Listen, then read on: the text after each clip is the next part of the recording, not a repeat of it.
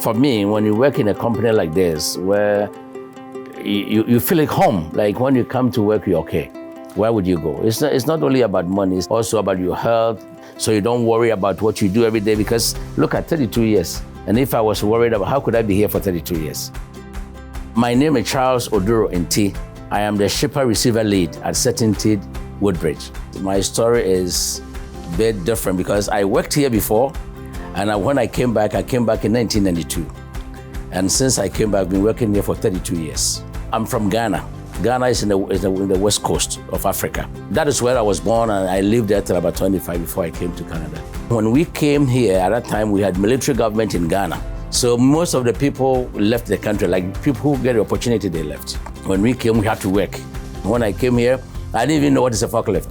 I didn't know pump truck. So this is my first company. Now what I do is that I'm the shipper of the company. Anything that leaves, I do the document and make sure that I arrange for truck and make sure that it gets to destination. And if there's any hiccups, then I have to work to get it cleared, like customs and everything.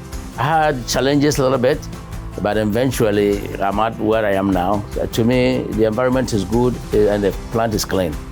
And they are very, very serious with safety. You come to work, I know people, they know us. We come to a lunchroom, we laugh, we joke. You know, this place, like a family.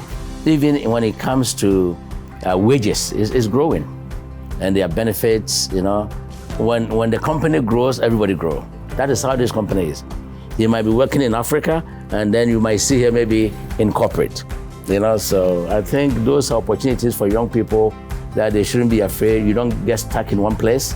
You can move ahead, you can move forward, and you can progress and become a bigger person, I mean, in terms of your own career, you know. If you get a company like that, where would you go? So it's a good company. So it's not because I'm in the camera. For me, why would I stay here, like I said, for 32 years?